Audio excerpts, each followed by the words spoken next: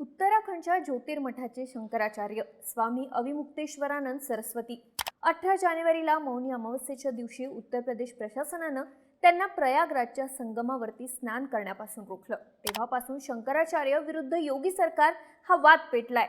हा वाद आता इतका टोकाला पोहोचलाय की शंकराचार्यांना अटक होण्याची शक्यता निर्माण झाली आहे। ही अटक होऊ शकते पॉक्सो सारख्या गंभीर कायद्याअंतर्गत। शनिवारी 21 फेब्रुवारीला अविमुक्तेश्वरानंद यांच्या विरुद्ध पॉक्सो ऍक्ट अंतर्गत FIR नोंदवण्यात आली। त्यांच्यावरती 2 कमी वयाच्या मुलांवर अत्याचार करण्याचा आरोप लावण्यात आलाय। अविमुक्तेश्वरानंद यांनी अर्थातच हे आरोप फेटाळून लावले, पण उत्तर प्रदेश पोलिसांनी आपला तपास तीव्र केलाय। पॉक्सो कायद्याचं गांभीर्य पाहता या प्रकरणी लवकरच शंकराचार्यांना अटक होऊ शकते अशी शक्यता निर्माण झाली आहे। या सगळ्यामध्ये एक प्रश्न उभा राहतोय, तो म्हणजे अविमुक्तेश्वरानंद यांनी खरंच कमी वयाच्या मुलांवरती अत्याचार केलाय का? त्यांच्यावरती हा आरोप कोणी आणि कशाच्या आधारे केला? शंकराचार्य या दोषी आढळले तर त्यांना काय शिक्षा होईल? त्यांच्याकडे कोणते कायदेशीर पर्याय आहेत? शंकराचार्यांचं हे सगळं प्रकरण जाणून घेऊया या व्हिडिओच्या माध्यमातून। नमस्कार, मी दिव्या आणि तुम्ही पाहताय बोलभिडू। या सगळ्याची सुरुवात झाली 18 जानेवारीला। त्या दिवशी प्रयागराजच्या संगम स्नानावरून अविमुक्तेश्वरानंद यांचा उत्तर प्रदेश प्रशासनाशी वाद झाला। त्यानंतर त्यांनी त्यांच्या शिबिराबाहेर आंदोलनाला सुरुवात केली। या घटनेच्या 6 दिवसांनी म्हणजे 24 जानेवारीला आशुतोष ब्रह्मचारी महाराज हे 2 कमी वयाच्या मुलांसह प्रयागराजच्या झुसी पोलीस ठाण्यात पोहोचले। आशुतोष महाराज हे जगद्गुरू रामभद्राचार्य यांचे शिष्य असल्याचं म्हटलं जातं। ते स्वतःला शाकुंभरी पीठाधीश्वर असंही म्हणतात। त्यांनी पोलीस ठाण्यात तक्रार दाखल केली, पण पोलिसांनी त्यावर कोणतीही कारवाई केली नाही। दुसऱ्या दिवशी 25 जानेवारीला प्रयागराज पोलीस आयुक्त आणि पोलीस अधीक्षकांना ईमेलद्वारे ही तक्रार पाठवण्यात आली। 27 जानेवारीला प्रयागराज मेळ्याच्या ACPंनाही तक्रार पाठवण्यात आली, पण कोणताही FIR नोंदवण्यात आला नाही। त्यानंतर 8 फेब्रुवारीला आशुतोष महाराज या दोन्ही मुलांना घेऊन न्यायालयात गेले। त्यांनी शंकराचार्यांविरुद्ध 2 तक्रारी केल्या। पहिली तक्रार, अविमुक्तेश्वरानंद यांच्या शिबिरांमध्ये आणि गुरुकुलांमध्ये कमी वयाच्या मुलांना कामावरती ठेवले जातं। त्यांच्याकडून वैयक्तिक कामं करून घेतली जातात। या दरम्यान मुलांचं लैंगिक शोषण होण्याची शक्यता असते। माघ मेळ्यासारख्या मोठ्या कार्यक्रमांमध्येही मुलांना कामावर ठेवण्यात आलं होतं। हे बाल हक्क आणि कामगार कायद्याचं उल्लंघन आहे। शिबिरांमध्ये बेकायदेशीर शस्त्र असल्याचाही संशय आहे। तसंच बेहिशेबी मालमत्ता आणि बँक खात्यांची चौकशी झाली पाहिजे अशी तक्रार आशुतोष महाराज यांनी केली। आपल्या दुसऱ्या तक्रारीत आशुतोष महाराज यांनी अविमुक्तेश्वरानंद यांच्यावर बनावट लेटरहेड आणि कागदपत्र तयार केल्याचा आरोप केला। त्यांनी आरोप केला की माघ मेळा परिसरात अविमुक्तेश्वरानंद हे ज्योतिर्पीठाचे शंकराचार्य असल्याचा दावा करत होते।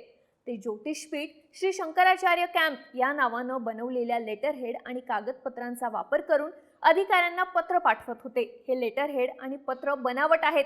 ते प्रशासन आणि जनतेची दिशाभूल करतायत असा आरोप आशुतोष महाराज यांनी केला। या सगळ्या आरोपांवर शंकराचार्य यांच्या वकिलानं 10 फेब्रुवारीला उत्तर दाखल केलं। मी जेव्हापासून गायींच्या रक्षणासाठी आवाज उठवण्यास सुरुवात केली तेव्हापासून सरकार माझ्यावर नाराज आहे असा दावा शंकराचार्य यांनी केलाय।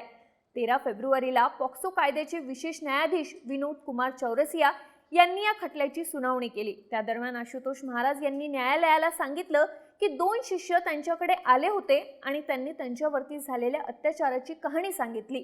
या प्रकरणात आम्हाला शंकराचार्यांवरती केस दाखल करायची आहे असं आशुतोष महाराज यांनी म्हटलं। यावर न्यायालयानं आशुतोष महाराजांना विचारलं की तुम्ही या मुलांचे पालक कसे झालात? त्यावर त्यांनी उत्तर दिलं, मी गुरु परंपरेनुसार न्याय मागण्यासाठी आलोय। पीडितांना कुठेही न्याय मिळाला नाही, म्हणून ही मुलं माझ्याकडे आली।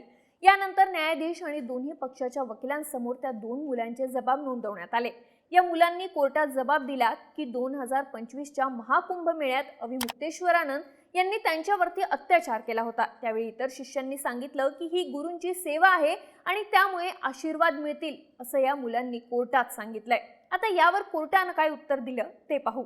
कोर्टाने यावेळी सर्वोच्च न्यायालयाच्या अनेक निर्णयांचा उल्लेख केला। प्रत्येक प्रकरणात FIR नोंदवणं बंधनकारक नाही असं कोर्टानं म्हटलं। तसंच FIR दाखल करण्याचा आदेश द्यायचा की तक्रारीची चौकशी करायची हे मॅजिस्ट्रेटनं ठरवायचं असं कोर्टाने म्हटलंय। पण जर पोलीस तपास आवश्यक असेल तर FIR नोंदवणं योग्य आहे असंही कोर्टाने म्हटलंय। या प्रकरणात गंभीर अत्याचाराचे आरोप आहेत। यासाठी पॉक्सो कायदा लागू आहे। पुरावे गोळा करण्यासाठी पोलिसांना तपास करणं गरजेचं आहे असं न्यायालयाने म्हटलंय। त्यानंतर न्यायालयाने संबंधित पोलीस ठाण्याला या प्रकरणात तात्काळ पॉक्सो कायद्याअंतर्गत FIR नोंदवण्याचे आदेश दिले।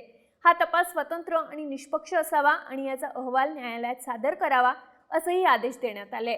न्यायालयाच्या या आदेशानंतर 21 फेब्रुवारीला शंकराचार्य स्वामी अविमुक्तेश्वरानंद आणि त्यांचे शिष्य स्वामी मुकुंदानंद गिरी यांच्या विरुद्ध प्रयागराजच्या झुसी पोलीस ठाण्यात पॉक्सो कायद्याअंतर्गत FIR दाखल करण्यात आला। त्यांच्यावरती पॉक्सो कायद्याच्या कलम 5, 6, 3, 4, 2, 16 आणि 17 अंतर्गत गुन्हा नोंदवण्यात आलाय। आता या प्रकरणात शंकराचार्य अविमुक्तेश्वरानंद यांना अटक होऊ शकते का आणि ते दोषी आढळले तर त्यांना काय शिक्षा होऊ शकते ते पाहू। पॉक्सो कायदा हा कमी वयाच्या मुला-मुलींचं अत्याचारापासून संरक्षण करण्यासाठी बनवण्यात आलाय। भारतीय न्यायव्यवस्थेत हा अत्यंत कडक कायदा मानला जातो। हा कायदा 14 नोव्हेंबर 2012 ला देशभरात लागू झाला। कमी वयाच्या मुलांवरती अत्याचार झाला असल्यास त्यांना लवकरात लवकर न्याय मिळवून देणं आणि गुन्हेगाराला कठोर शिक्षा देणं हा या कायद्याचा उद्देश आहे। हा कायदा जेंडर न्यूट्रल आहे, म्हणजेच तो फक्त मुलींवरच्या अत्याचारासाठी नाही तर मुलांवरच्या अत्याचारासाठीही लागू होतो। जर मुलांच्या शरीराला चुकीच्या उद्देशाने स्पर्श केला, त्यांच्यासोबत अश्लील हावभाव केले, त्यांचा पाठलाग केला, त्यांचे अश्लील फोटो किंवा व्हिडिओ तयार केले तर पॉक्सो कायद्याअंतर्गत तो गुन्हा मानला जातो। आता यामध्ये दोषी आढळलं तर शिक्षा काय होऊ शकते तर पॉक्सो कायद्याअंतर्गत कमीत कमी 3 ते 7 वर्षांच्या जेलपासून जन्मठेपेपर्यंतची शिक्षा होऊ शकते। 2019 साली या कायद्यात सुधारणा करून फाशीच्या शिक्षेची तरतूदही करण्यात आली आहे। जर कमी वयाच्या मुलांवरती क्रूर अत्याचार केल्याचं सिद्ध झालं तर या कायद्याअंतर्गत फाशीची शिक्षाही होऊ शकते। पॉक्सो कायदा हा इतर सामान्य कायद्यांपेक्षा थोडा वेगळा आहे। या गुन्ह्यांच्या सुनावणीसाठी प्रत्येक जिल्ह्यात स्पेशल पॉक्सो कोर्ट असतं। यामध्ये गुन्हा दाखल झाल्यापासून 1 वर्षाच्या आत निकाल लावणं अपेक्षित असतं।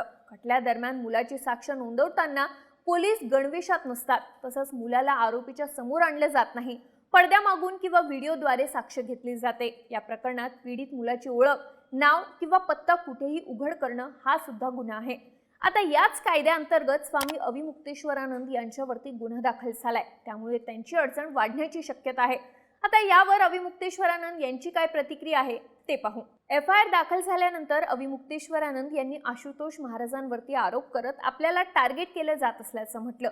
आशुतोष महाराजांविरुद्ध आधीच अनेक खटले दाखल आहेत, ते स्वतः गुन्हेगार आहेत असा आरोप शंकराचार्यांनी केला। आशुतोष महाराज यांनी सुद्धा हे आरोप फेटाळले आहेत। यामुळे आता यावरून मोठा संघर्ष निर्माण झालाय। या प्रकरणात FIR दाखल झाल्यानंतर प्रयागराज पोलिसांनी आपला तपास तीव्र केला। पोलिसांच्या एका पथकानं हरदोई इथल्या पीडिताच्या कुटुंबाचे जबाब घेतले। सोमवारी दुपारी पोलिसांचं दुसरं पथक वाराणसीत पोहोचलं। शंकराचार्य सध्या वाराणसीत आहेत, तिथे त्यांची चौकशी होऊ शकते, तसंच गरज पडल्यास त्यांच्या अटकेचीही शक्यता आहे। सोमवारी सकाळी शंकराचार्य यांनी त्यांच्या वाराणसी आश्रमात वकिलांची बैठक घेतली। अटक टाळण्यासाठी ते हायकोर्टात जाऊ शकतात असं म्हटलं जात आहे। या बैठकीनंतर शंकराचार्य यांनी पत्रकार परिषद घेतली। ते म्हणाले, मी कुठेही पळून जात नाहीये, मी पोलिसांचा सामना करेन। अत्याचाराचा आरोप करणारे विद्यार्थी माझ्या गुरुकुलातले नाहीत। जनतेचा उत्तर प्रदेश पोलिसांवर विश्वास नाही।